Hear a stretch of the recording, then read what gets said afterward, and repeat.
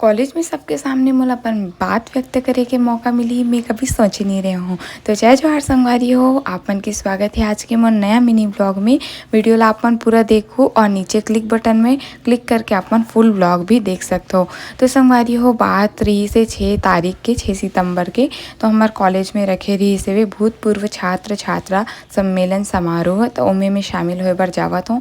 और ये वाला रास्ता तो आप मन देख ही चुके हो, मेरे ब्लॉग आप मन मैं स्क्रीन में लगा दूँ। ब्लॉग मोर वायरल हो रही यही रास्ता के हो रही। और हमन बात करत करत कॉलेज के पास पहुँच गए। कॉलेज ला देख के अपन बहुत सारा याद ताज़ा हो जाते संगवारियों।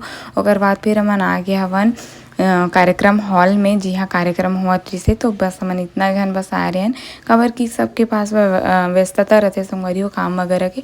तो यहाँ हमार जूनियर नोनी मन हमार स्वागत करी से गुलाल लगा के अपन उपस्थिति दर्ज करे बर यहाँ पर हमन अपन नाम पता और अभी वर्तमान में का करथन सारा चीज़ डिटेल लिखे हैं। ओकर बाद फिर आगे हमन भोजन प्रसादी लेबर बहुत ही अच्छा व्यवस्था कर रही महाविद्यालय परिवार है, बहुत बहुत धन्यवाद। आगे भी उम्मीद है कि ऐसने टाइप के व्यवस्था करे।